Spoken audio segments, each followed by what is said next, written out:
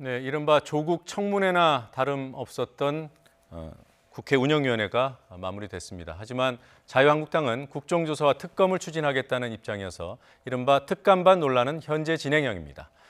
연초 여의도 일정표는 어느 해보다 바빠 보입니다. 지난해 현안에 밀렸던 각종 특위 활동이 성과를 내야 하는 데드라인에 몰렸고 불안해 보이는 정당 간 역학구도가 한국당의 전당대회를 기점으로 재편될 가능성도 적지 않아 보입니다. 더 정치, 오늘은 우상호 더불어민주당 의원과 함께 전국을 진단하고 또 전망해 보겠습니다. 어서 오십시오. 네, 안녕하십니까. 안녕하세요. 이 운영위원회 다 보셨죠? 네. 총평 부탁드립니다. 나경원 원내대표의 완패, 더불어민주당과 조국 민정수석의 완승, 저는 이렇게 봅니다. 아, 그래요. 개인적으로는 나경원 대표하고 조국 수석이 또 대학 동기 아닙니까? 네, 그렇습니다. 나경원 대표가 완패했다. 왜냐하면 이제 의혹을 제기한 측 입장에서 보면 이제 장이 열린 거 아닙니까? 장이 열려서 15시간 정도를 시간을 줬는데 새로운 사실을 새로 폭로를 했다거나 아니면 조국 수석의 거짓말을 입증했다거나 이런 게 이제 하나도 드러나지 않았지 않습니까? 그런 측면에서 오히려 문제를 제기한 측의 근거가 신빙성 없는 것으로 드러난 사건이 몇 개 있었죠. 그래서 제가 볼 땐 이런 경우는 보통 의혹을 제기한 측이 의혹 입증에 실패하면 패배한 것으로 인정을 해야 됩니다. 물론 이 운영위원회 전에 실시된 여론조사지만 KBS 여론조사를 보면 그럼에도 불구하고 조사는 해야 된다. 그게 조사가 뭔지 모르겠어요.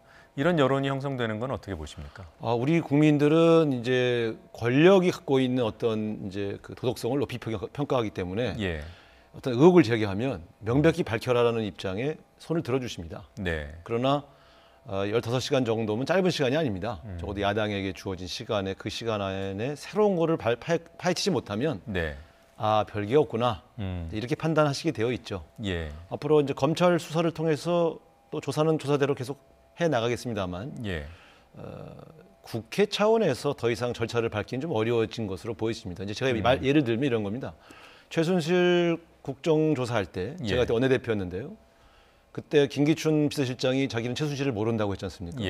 그때 박영선 의원이 영상을 하나 보여줬죠. 최순실을 알 수밖에 없는 영상. 그랬더니 제가 아예 이름을 못 들었다고는 할 수 없습니다라고 말을 번복하지 않습니까? 이런 게 바로 야당의 승리죠. 그런 게 없었다 없었습니다. 이번에는.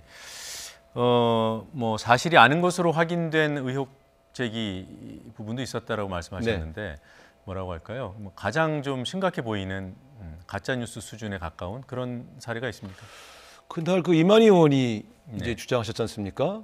환경부 산하의 환경기술본부장 김정주 씨가 눈물을 흘리는 영상을 틀어서 저도 순간 이게 뭐지? 뭔가 음성만 나온 거죠. 이분이 음성만 나왔지만 울먹울먹 하시니까 이 뭔가 피해를 줬나? 우리 모르게 그런 이제 생각이 들었는데 이제 김종민 의원이 그분 비례대표 자유한국당 23번 아니냐? 그러면 같은 편 아니냐? 이런 얘기고 두 번째로 임종석 비서실장이 그분은 임기를 다 채우셨는데 임기를 다 채우신 분이 무슨 블랙리스트로 불이익을 당했다고 저렇게 말씀하실 수 있냐? 임기 다 채운 게 확인됐거든요. 그 순간 이제 이건 우리 박경미 의원이 블랙리스트가 아니고 이건 블랙 코미디다 이렇게 이야기했는데 정확한 지적이죠. 그러니까 의혹을 증폭시키기 위해서 고함을 지르고 이 녹취를 틀었는데 알고 보니까 이게 서로 짜고 한 거짓말에다가 임기를 채웠으니 불이익은 없었다 이렇게 되면 이거는 민망한 것 수준을 넘어서서 정말 아주 창피한 일이 벌어진 겁니다. 제가 볼 때는 짜고 했다는 증거는 아직 없으니까요. 녹취를 녹음을 해오고 그걸 더 오늘 같은 당 비례대표 후보였고 이러면 보통은 더 서로 상의를 하죠. 자, 그러면 이제 민주당 쪽에서 방어를 잘했다고 평가를 하시는 건데 어떤 의원의 활약이 돋보였습니까? 저는 어쨌든 이제 그분이 비례대표 23번이라는 거를 그 현장에서 바로 공개한 김종민 의원, 또 이철희 의원, 또 박경미 의원 이 세 분이 담담하게 자유한국당의 공세를 잘 막아낸 분으로 저는 홍영표 위원장은 어땠습니까? 원래 사회자는 그렇게 하는 겁니다. 잘하셨습니다. 한국당 생각은 좀 다르니까 그래서 제가 여쭤봤고요. 조금 전에 말씀하셨습니다만 이후에 그러면 한국당에서 주장하는 국정조사나 특검 이쪽의 여론은 붙지 않을 것이다라고 보시는 거고요. 지금 이 운영위원회가 열리기 전까지의 언론 보도 예. 패턴을 보면 정말 굉장히 많은 지면을 할애해서 이 의혹을 보도했었는데 예. 새해 들어와서 이 운영위원회 끝나고 나서 언론 보도를 보면 네. 적어도 김태우 씨 관련된 보도는 급격히 축소되고 거의 찾기가 어렵습니다. 이것은 이제 의혹이 많이 해명됐다고 하는 언론의 판단이 있는 것이죠. 예. 그런 측면에서 원래 그 다음 단계로 더 진전을 하려면 이 운영위원회에서 도저히 이 해명이 안 돼서 예. 그 다음 절차를 거쳐서 좀 더 진실을 파헤쳐야 한다고 하는 국민적 판단이 있어야 되는데 예. 제가 볼 땐 이 정도 했으면 됐다. 이런 수준이 국민들 판단이 아니신가 생각합니다. 그러니까 새로운 건은 뭐 안 나오고 있는 거고요. 네. 아직까지는. 네. 그래서 보면은 이게 사안의 성격은 좀 달라 보이는데 김태우에서 신재민으로 가는 게 아니냐. 네. 그런 부분은 어떻게 보세요? 오히려 신재민 사무관의 그 일단 주장 내용들이 훨씬 더 뭐랄까요? 신빙성이 훨씬 약해 보입니다. 제가 볼 땐. 신빙성이 약하다. 네. 그러니까 예를 들어 그분이 주장한 내용이 두 가지인데 하나 인사에 관한 게 있고요. 예. KTNG 사장. 네네. 인사 개입했다. KTNG. 네. 두 번째가 이제 그 채무. 국민들의 세금을 채권 발행. 빚을 갚는 데 쓸 거냐 아니면 확장적 재정 정책을 펴는 데 쓸 네. 거냐에 대한 정책적 판단. 네. 두 번째 거는 정책적 판단의 문제입니다. 그러니까 그 문제는 논쟁이 있었죠. 세금이 많이 거쳤으니까 이거를 빚을 갚지 않은 측이 있고 저희 정부는 지금 경제가 좀 어렵기 때문에 오히려 이 확장된 세금을 일자리를 만들고 경제를 살리는 데 쓰자. 네. 그러니까 빚을 좀 더 내더라도 지금은 경제 살리는데 확장적 재정 정책을 펴자. 예. 이건 정책적 판단이지 무슨 불법 비리가 아니지 않습니까? 그래서 그건 기재부 내 일부 인사들은 다른 판단을 했을 수 있죠. 네. 이거 빚을 갚는 게 좋을 텐데 이렇게 생각할 수 있지만 청와대와 우리 여당은 지금은 경제 위기가 올 때 선제적인 네. 재정 정책을 펴야 되니까 빚을 갚는 것보다는 우리가 이걸 혹시 재정에 투여해서 네. 경제를 살리는 쪽으로 재정을 적극적으로 쓰자. 이건 정책적 판단이죠. 그러니까 청와대 입장이 있었더라도 하등에 문제될 것이 저는 그 없다. 문제 없다고 봅니다. 왜냐하면 경제 운영의 책임은 대통령이 지는 것이지 네. 기재부 사무관이 지는 게 아닙니다. 그런 측면에서 그 주장은 제가 볼 때는 좀 어이가 없는 주장이고요. 인사에 관한 문제는 뭐 잘 아시겠습니다만 KTNG 사장이 임기를 채우지 않고 연임이 되지 않습니까? 예. 그럼 역시 이것도 아까 그 김정주 문제와 똑같이 아니 그분이 임기가 오히려 연장이 됐는데 무슨 작업을 했다는 것인가? 예. 우리 정부가 누군가를 그 인사에서 불이익을 주고 싶을 때 그 불이익을 못 줄 정도의 힘이 없는 정부가 아닙니다. 그러니까 그건 결과적으로 그분이 연임됐다는 건 안 했다. 안 했다는 것이죠. 예. 네. 좀 주제 바꾸죠. 네. 한국당 이제 전당대회가 가까워지고 있습니다. 네. 좀 거론되지 않은 사람 중에 출마 가능성이 있어 보이는 분 있습니까? 글쎄요, 워낙 전당대회라고 하는 것은 이제 한 2개월 정도 남기면 네. 이 전국적인 선거기 때문에 활동들을 이제 하시는 분과 활동은 하지 않고 한마평만 즐기는 분들은 나눠지는데 예. 지금 활동하시는 분은 이제 오세훈 전 시장님 정도가 눈에 좀 띄고요. 네. 다른 분들은 좀 이렇게 적극적으로 활동하는 분들이 눈에 잘 띄고 있지는 않습니다만 네.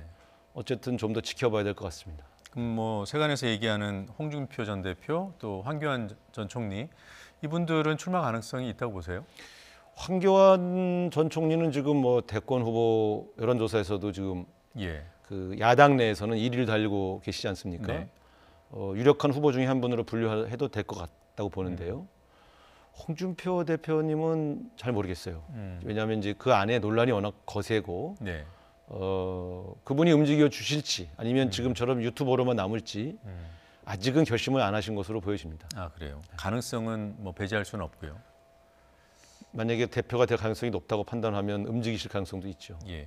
황교안 전 총리 같은 경우에 그렇게 대권 잠룡으로서 괜찮은 지지율이 나오고 있다면 굳이 당 대표에 나가서 위험을 감수할 이유가 없지 않겠습니까? 그게 이제 그분의 판단이 어디로 가는가를 지켜볼 수 있는 대목입니다. 네. 그러니까 두 개의 이제 견해가 충돌할 수 있죠. 지금 괜히 골치 아프게 복잡한 예. 정당의 대표를 맡느니 지금의 높은 지지도를 쭉 유지해 가면서 나중에 개선으로 바로 가자. 네. 이런 주장이 있을 수 있고요. 네. 오히려 지금 위기에 처한 보수 야당의 이제 당수가 돼서 네. 통합도 이루고 또 새로운 어떤 미래 희망도 만들어서 그 힘을 보여줌으로써 예. 유력한 대권 후보의 대세를 만들자. 네. 이런 주장을 참모들이 할 수 있죠. 그러기에는 박근혜 색깔이 너무 강하지 않습니까? 그래서 결국은 이제 본인이 네.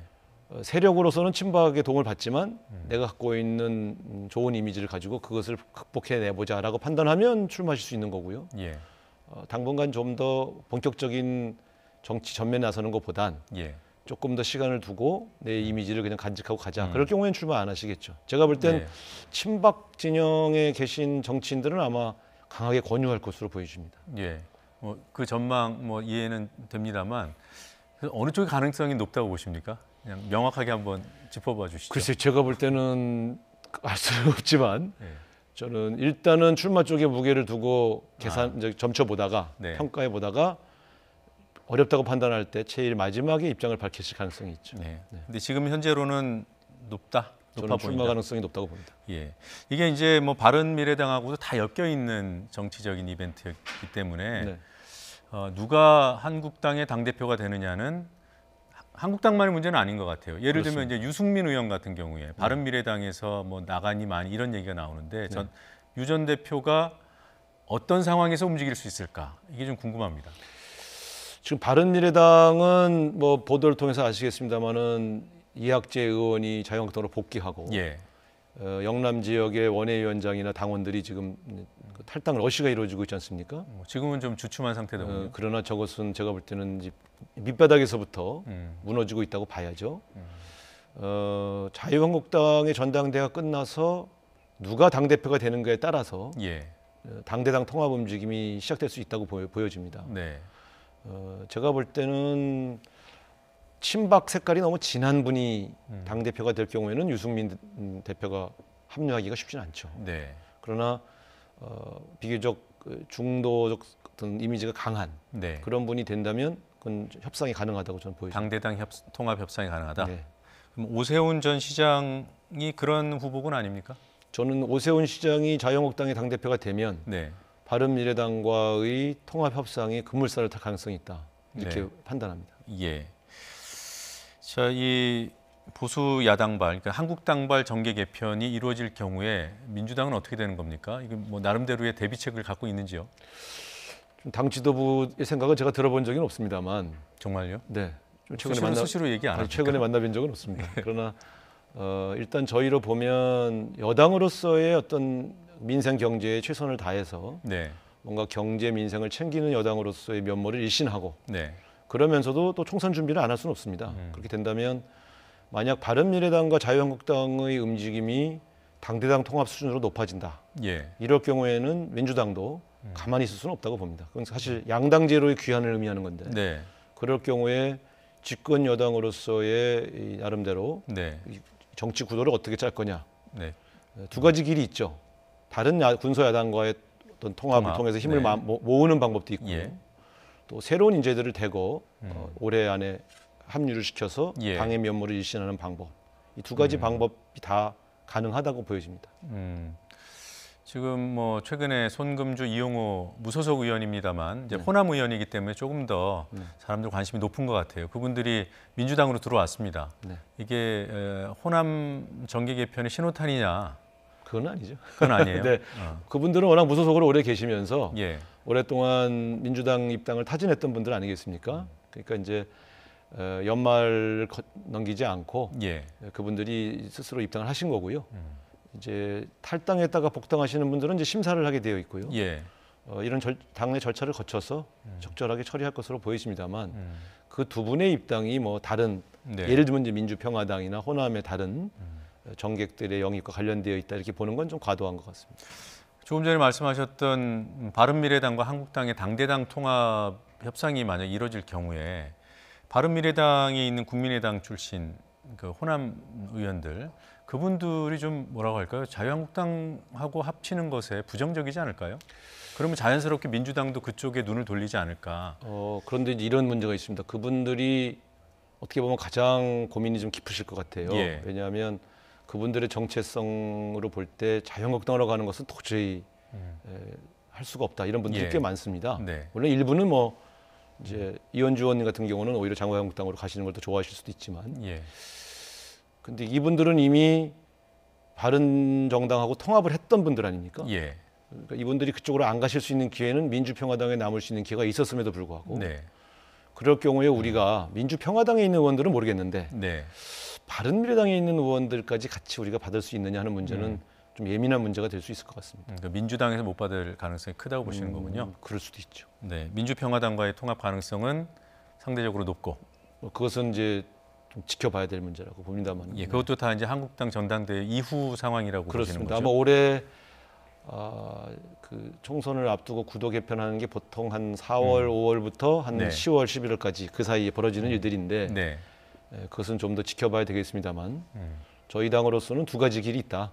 하나는 민주평화당 같은 당과의 통합을 추진하는 일도 있고 네. 또 좀 새로운 시대의 인재 어떤 상징이 될 수 있는 인재들을 영입해서 네. 다음 총선에 네. 내보낼 수 있는 준비를 하는 방법도 예. 이런 정계 개편에 대비하는 또 다른 방법이 될 수 있습니다. 근데 이제 지향점은 일단은 뭐 내후년에 있는 총선 아니겠습니까? 내년에 있는 총선 아니겠습니까? 그러니까 지금 자유한국당이나 바른미래당에 있는 분들이 뭐 이른바 반문연대라고 하는 용어를 쓰면서 통합을 주장하는 것은 네.